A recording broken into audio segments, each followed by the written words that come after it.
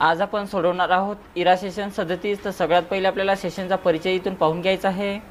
संपूर्ण व्हिडिओ पाहून घ्या। त्यानंतर आपल्याला याच्यातनी ऑफिस स्किल्समध्ये जायचं आहे आणि यामध्ये जेवढे व्हिडिओ दिलेले असतील तर सर्व व्हिडिओ आपल्याला इथून पाहून घ्यायचे आहे। त्यानंतर याच्यामध्ये टेस्ट युअर नॉलेजचे प्रश्न दिलेले आहेत, तर याच्यावर क्लिक करा। त्यानंतर याचा सुद्धा व्हिडिओ पाहून घ्यायचा आहे आणि त्यानंतर खालीच नॉलेज चेकचे व्हिडिओ प्रश्न दिलेले आहेत, तर नॉलेज चेकवर क्लिक करा आणि इथून स्टार्ट एक्झामवर क्लिक करायचं आहे आणि याच्यावर बघा 2 प्रश्न दिलेले आहे। पहिला प्रश्न पहा, डॅश डॅश टॅबमधील डॅश डॅश ग्रुपमधून आपण प्रेझेंटेशनमध्ये स्पेलिंगच्या चुका तपासू शकतो म्हणत आहे, तर कशातून चुका तपासू शकतो बघा आपण प्रूफिंग अँड रिव्ह्यू या ग्रुपमधून आहे। त्यानंतर सबमिट करा। स्पेलिंग ट्रान्सलेट अँड लँग्वेज पर्याय डॅश डॅश टॅबमध्ये दिलेले असतात म्हणत आहे, तर कोणत्या पर्यायात असते बघा टॅबमध्ये, तर रिव्ह्यू टॅबमध्ये ते दिलेले आहे। त्यानंतर सबमिट करा। SIMवर क्लिक करायचं आहे। त्यानंतर एंड एक्झाम हे नाव टाका आणि कन्फर्म बटनावर आपल्याला क्लिक करायचं आहे। आपला स्कोर्स इथे पूर्णपैकी पूर्ण इथं आलेला आहे। त्यानंतर आपल्याला पुन्हा याच्यामध्ये बिझनेस पीसमध्ये जाऊन याचेसुद्धा पूर्ण व्हिडिओ पाहून घ्यायचे आहे। ते व्हिडिओ संपूर्ण पाहिल्यानंतर याच्यामध्ये पुन्हा टेस्ट युअर नॉलेजवर जायचं आहे आणि याच्यातलं नॉलेज चेक सोडवायचं आपल्याला, तर इथून स्टार्ट करा। स्टार्ट एक्झामवर क्लिक करायचं आहे। नेक्स्ट क्वेश्चन्सवर क्लिक करा आणि याच्यामध्ये बघा 4 प्रश्न दिलेले आहे।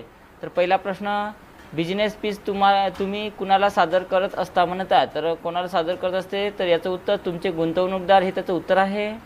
ऑफलाईन मोडमध्ये जास्त पॉवरपॉईंट टेम्पलेट मिळवण्यासाठी कुठल्या पर्यायावर तुम्ही क्लिक करावे लागेल म्हणत आहेत, तर यासाठी आपल्याला मोर थीम्सवर क्लिक करायचं आहे। सॉर्टर पॅनलमधून तुम्हाला एक स्लाईड डिलीट करायची आहे, त्यासाठी तुम्ही स्लाईडवर राईट क्लिक करता, त्यानंतर कुठला पर्याय तुम्हाला निवडावा लागेल म्हणत आहे, तर यासाठी बघा डिलीट स्लाईड हे पर्याय निवडायचा आहे आपल्याला। तुमच्या स्लाईडमध्ये तुमच्याकडे डेटा आहे जो एक्सेल शीटमधून फॉर्मॅट केलेला आणि इम्पोर्ट केलेला आहे।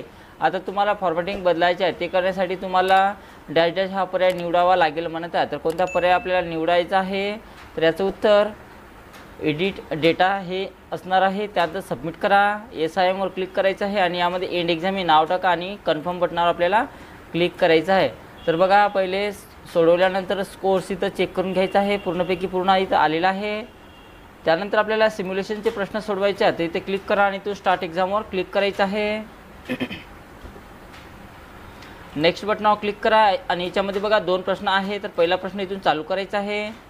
मायक्रोसॉफ्ट पॉवरपॉईंट विविध प्रकारचे टेम्पलेट प्रदान करते, म्हणून MS पॉवरपॉईंटमध्ये शोध बारमध्ये बिझनेस पीस टेम्पलेट शोधा आणि ते तयार करा म्हणत आहे, तर या ठिकाणी क्लिक करायचं आहे।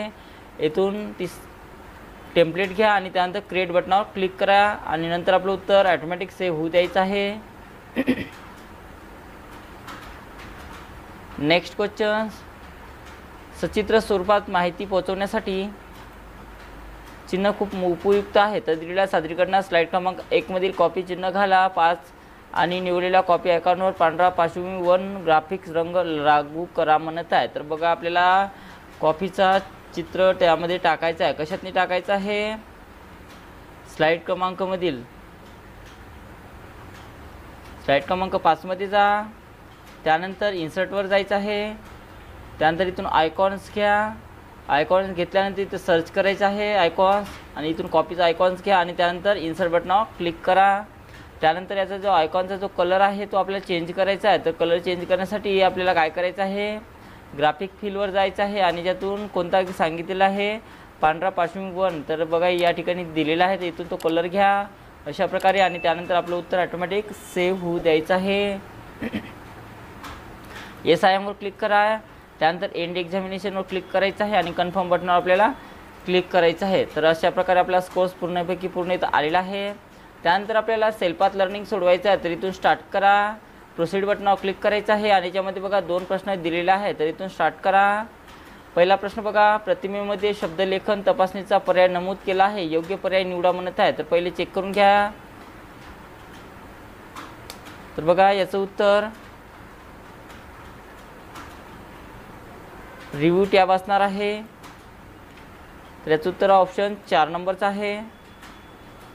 त्यानंतर नेक्स्ट, फाईल PDF फॉर्ममध्ये एक्सपोर्ट करण्यासाठी आणि डॅश डॅशवर क्लिक करावे लागेल म्हणत आहे, तर यासाठी बघा आपल्याला फाईल आणि एक्सपोर्टवर क्लिक करायचं आहे, तर हे त्याचं उत्तर असणार आहे अशा प्रकारे। त्यानंतर येसवर क्लिक करा, गो टू होमवर क्लिक करायचं आहे।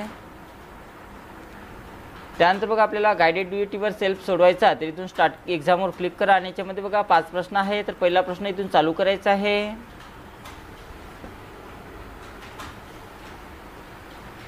दिलेल्या प्रेझेंटेशनमध्ये स्लाइड क्रमांक 1 मधून पिक्चर सिलेक्ट करा आणि फॉर्मॅट टॅब ॲडजस्ट ग्रुपचा वापर करून ग्लो एज हा आर्टिस्टिक इफेक्ट अप्लाय करा म्हणत आहे. तर पहिले चित्राला सिलेक्शन करा, पहिल्या स्लाइडमध्ये जा, चित्राला सिलेक्शन करायचं आहे. त्यानंतर फॉर्मॅट टॅबमध्ये जायचं आहे आणि ॲडजस्टच्या ग्रुपमध्ये जाऊन आपल्याला इथे आर्टिस्ट इफेक्टवर जा आणि त्यातून आपल्याला ग्लो एज नावाचा इथून इफेक्ट घ्यायचा आहे अशा प्रकारे. आणि त्यानंतर आपलं उत्तर सबमिट करा. Next questions.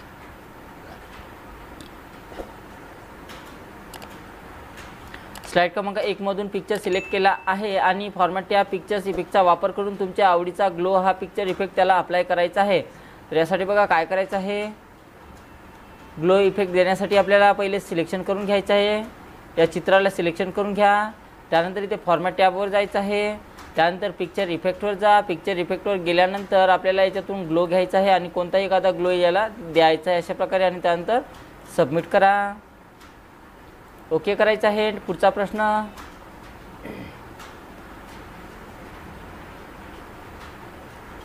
दिलेल्या प्रेझेंटेशनमध्ये स्लाइड क्रमांक 1 मध्ये आयकॉन सिलेक्ट करा आणि format tab graphic style group graphic फिलचा वापर करून त्याचा आयकॉन कलर ब्लॅक टेक्स्ट 1 मध्ये बदला म्हणत आहे. तर स्लाइड क्रमांक 1 मध्ये जायचं आहे.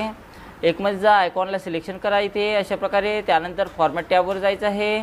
फॉर्मॅट टॅबवर गेल्यानंतर ग्राफिक स्टाईल ग्रुपवर जायचं आहे. तर ग्राफिक स्टाईल ग्रुपवर जा आणि ग्रुपवर गेल्यानंतर बघा आपल्याला फिल कलर वापरून कोणता करायचा आहे, ब्लॅक टेक्स्ट 1 घ्यायचा आहे. तर ग्राफिक फिलवर जा आणि ब्लॅक टेक्स्ट 1 इथून निवडायचा आहे तो कलर आणि त्यानंतर सबमिट करा. ओके करायचं आहे. त्यानंतर पुढचा क्वेश्चन बघा.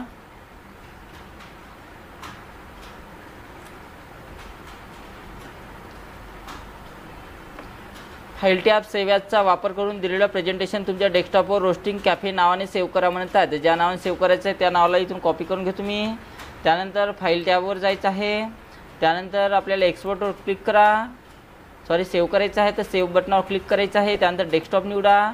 डेस्कटॉप निवडल्यानंतर बघा आपल्याला याच्यातनी नाव टाकायचं आहे. या ठिकाणी अशा प्रकारे नाव टाका. त्यानंतर सेव्ह बटनावर क्लिक करायचं आहे आणि नंतर आपलं उत्तर सबमिट करा. ओके बटनावर क्लिक करा. त्यानंतर नेक्स्ट क्वेश्चन्स.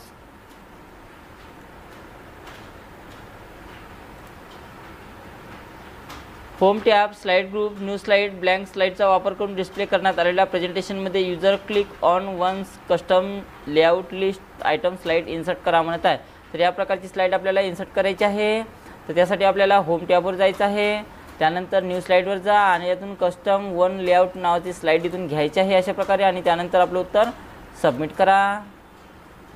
ओके बटनावर क्लिक करायचं आहे. येस आय एमवर क्लिक करा आणि यामध्ये एंड एक्झाम हे नाव टाकायचं आहे आणि कन्फर्म बटनावर आपल्याला क्लिक करायचं आहे. तर अशा प्रकारे आपलं गायडेड ड्युटीवर सेल्फ संपूर्ण सोडवणं झालेलं आहे आणि आपला स्कोरसुद्धा पूर्णपैकी पूर्ण इथं आलेला आहे. त्यानंतर सेशन कम्प्लिशन टेस्ट सोडवायचं आपल्याला. तर इथून क्लिक करा आणि ते स्टार्ट एक्झामवर क्लिक करायचं आहे. यामध्ये बघा 4 प्रश्न आहे. पुढीलपैकी कशामुळे टेलिफोन कॉलचे प्रसारण कॉम्प्युटर नेटवर्कवरून होऊ शकते म्हणत आहे. तर याचं उत्तर व्हॉइस ओव्हर IP आहे. त्यानंतर सबमिट करा.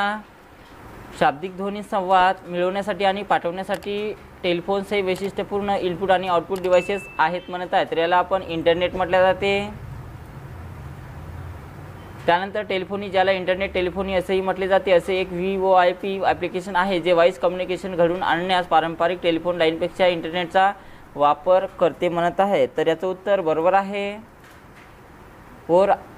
व्हॉइस ओव्हर IP हा स्टँडर्ड किंवा टेक्नॉलॉजीज यांचा असा संच असतो जो इंटरनेटवरून व्हॉइस आणि इतर प्रसारच्या संवादाला मदत करते म्हणत आहे. तर याचं उत्तरसुद्धा बरोबर आहे.